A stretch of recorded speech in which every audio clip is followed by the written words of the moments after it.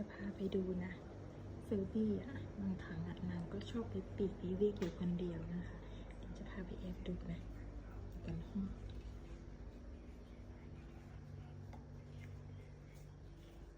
ใครหนีขึ้นมาทำอะไรวะนู่น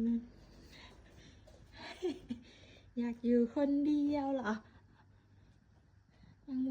เขาก็อยากอยู่คนเดียวโอ้มายืนเงียบอยู่คนเดียวเหรอมาแอบงีบหรืออะไรเบื่อพ่อเบื่อแม่เบื่อพ่อเบื่อแม่มาอยู่คนเดียวในห้องนะคะ